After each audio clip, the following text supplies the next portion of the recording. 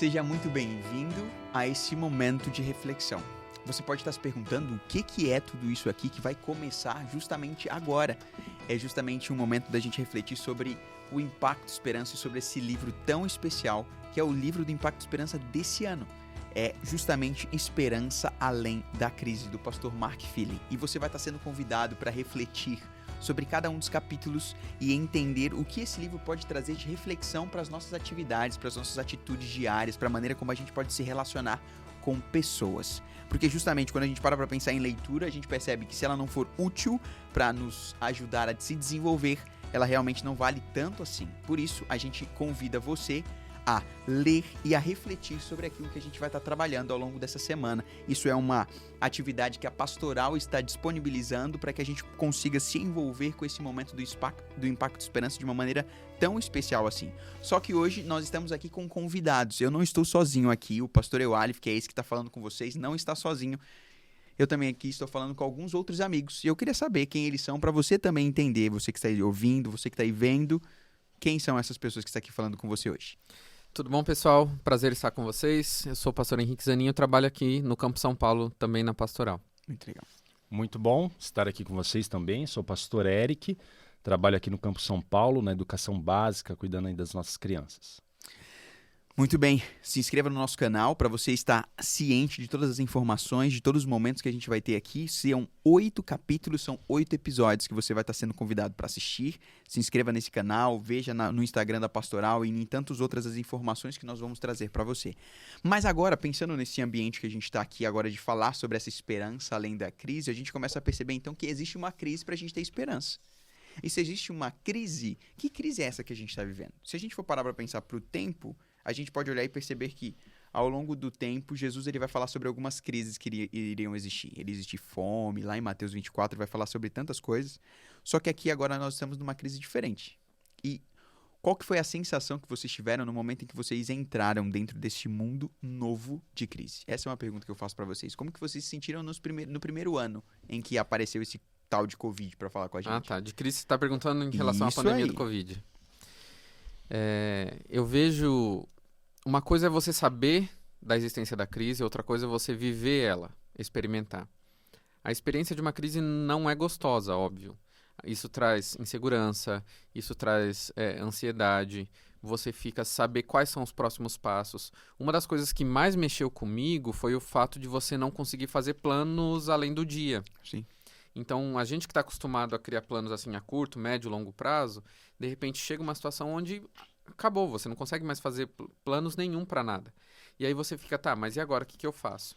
Então, essa instabilidade, as constantes mudanças e notícias ruins vindo, é difícil administrar, tá?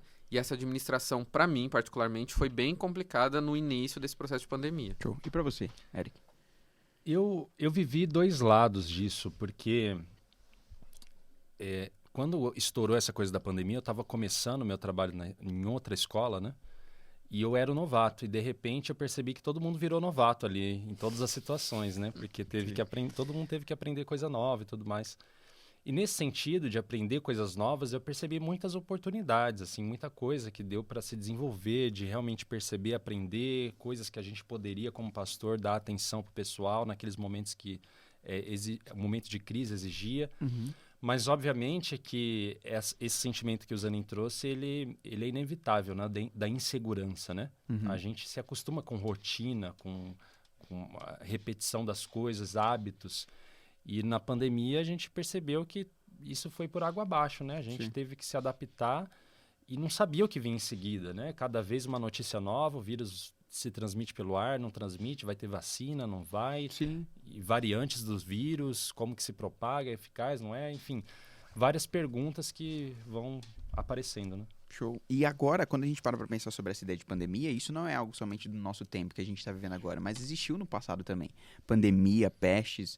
E quando a gente vai pensar nessas questões, a gente também vai raciocinar sobre profecia, a gente começa a tentar colocar se é bíblico, se não é, o que está acontecendo. E no meio de tudo, a gente se pergunta, onde Deus está?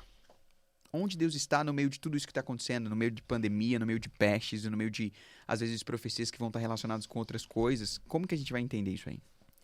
Bom, na minha perspectiva, Deus está no mesmo lugar, de sempre. no mesmo lugar, no trono dele. A grande questão nisso, que a gente se pergunta onde Deus está, vem da nossa capacidade de ver ou não ver que Deus continua no mesmo lugar. Então, Satanás muitas vezes usa essas situações destrutivas para a vida, doenças e, enfim, outras situações mais, para tentar impedir a nossa visão de ver o nosso Senhor no trono dele. Eu me lembro aqui, nesse assunto, do Salmo, do capítulo 11. Davi está passando por um monte de problemas e aí as pessoas falam assim para ele: Davi, acabou. As coisas saíram de controle, foge, vai para as montanhas.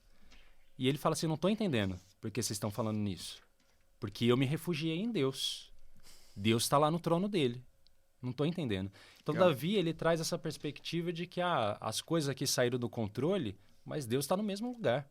E é engraçado que acho que no verso 4, ele fala assim que Deus observa atentamente. Deus está no trono, ele governa e observa atentamente. Então, a gente não pode se deixar levar por esse sentimento da crise e achar que Deus foi embora, foi passear e deixou aqui a gente no caos, né? Não. Com certeza. Deus continua no mesmo lugar. Agora, a gente tem que desenvolver ferramentas e conseguir numa direção que mesmo nos momentos difíceis a gente esteja refugiado em Deus e perceba que Ele continua no trono dele, governando a nossa vida. Show. E aí a pergunta, depois dessa resposta sensacional sobre a gente entender que Deus ele está no mesmo lugar, então é uma questão de visão, da maneira como a gente está enxergando as coisas, né? E aí a pergunta é, o que a Bíblia então tem a falar pra gente sobre pestes, sobre pandemias em si, né? Eu acho que alguns olhares a gente precisa mudar. Uhum. Não ver as coisas ruins como um fim em si mesmas, tá?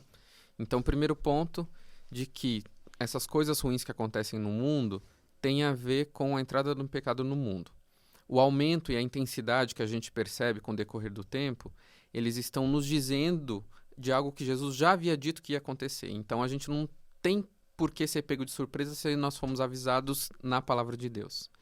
Em terceiro lugar, mudando o olhar, como você colocou na sua pergunta, a gente pode olhar para essas situações difíceis e entender que se Deus prometeu e as coisas estão acontecendo do jeito que Ele falou que ia acontecer, isso vai me proporcionar segurança e esperança apesar da circunstância de caos.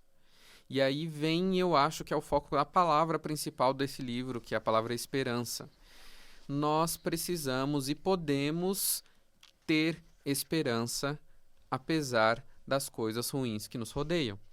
E isso não é viver fora da realidade, é tendo a certeza de onde eu estou e que a confiança em Deus vai me ajudar a enfrentar essas situações, por mais piores que elas sejam, para chegar no ponto final disso, da história do mundo, que tem a ver com o retorno de Cristo, a volta de Jesus. Então, quanto mais coisas ruins acontecem e elas estão aumentando, isso, nesse olhar bíblico, profético, me dá segurança de, olhando para a palavra, entender que sim, a esperança ela pode ir aumentando, ainda que as coisas ruins estejam aumentando. Por quê? Porque o fim está se aproximando. Excelente. E para a gente finalizar, então, esse momento tão especial, é justamente a gente começar a refletir sobre qual que é a importância desse olhar de esperança para questões relacionadas com o nosso dia a dia, para a gente ir para a prática mesmo. O que esse olhar de esperança vai fazer com a minha relação com a minha família? O que ela deve fazer no ambiente que eu estou vivendo? E essa é uma pergunta que eu faço pro Eric. Eric, qual que é a importância de ter essa esperança? O que essa esperança vai fazer comigo e deve fazer com a minha família nesse momento de, às vezes, de insegurança, de incerteza e de medo que você tanto falou? Muito bom. A esperança aqui, a gente fala muito dela, mas a gente tem que sempre destacar que nós estamos falando de uma esperança bíblica, né? Uhum. Porque esperança tem muito de ver com esperar, né? Uhum. E esperar, a gente espera as coisas acontecerem na nossa vida muitas vezes, né? Mas o modo como a gente espera é diferente quando nós conhecemos as verdades e as promessas que estão na Bíblia, né? Uhum. Então, a palavra de Deus ela tem que tomar um espaço e uma centralidade na nossa vida familiar, de modo que a nossa espera se torne diferente. Então, você não espera ansioso, você não espera preocupado, você não espera ali com medo, mas você espera confiando de que as coisas vão dar certo, você espera confiando de que Deus está no controle. Às vezes você, de repente, sei lá, vai no médico e fica esperando lá o resultado de um exame, um diagnóstico, você fica com aquela aflição, né? Sem saber o que vai acontecer. Mas a esperança bíblica te dá um sentimento diferente. É você esperar sabendo que o desfecho é positivo. Excelente. E aí vem essa... Então, para a família, o toque é essa centralidade da palavra de Deus no meio de tudo. E agora, para o mundo e para as pessoas em si, qual que é a palavra que você falaria, Henrique, sobre essa ideia de esperança? 2 coisas. A gente precisa diminuir essa nossa expectativa, que o ser humano ele tem esperança na humanidade, na melhora do mundo, nessas coisas todas. Só que isso não vai nos sustentar, a menos que a nossa esperança esteja em Cristo Jesus e na transformação que Ele promete para cada um de nós. Então, a gente precisa colocar a esperança no lugar certo para que ela alcance os objetivos corretos. Nós precisamos, de maneira pessoal, nos entregar a Jesus, não tem outra maneira. E o mundo precisa entender isso, sabe? E nós somos responsáveis por transmitir essa mensagem para outras pessoas também. Então, precisamos falar, viver, experimentar esperança o tempo todo, todos os dias na nossa vida, para que isso seja uma realidade hoje daquilo que vai vir. Sim. Então fica o convite para você justamente da gente ter essa esperança em Cristo. E a gente entende essa esperança numa relação com Ele através daquilo que Ele nos coloca na palavra dEle. E esse é o convite que a gente faz para você hoje. A gente vai ter outros episódios com os outros capítulos. Esse foi o primeiro capítulo. Mas fica para você hoje a ação de orar e de pedir para que Cristo possa ser a sua esperança, para que você assim também possa ser esperança para as pessoas que estão perto de você. Um abraço para você e nos vemos logo mais nos próximos episódios. Até mais. Tchau, gente.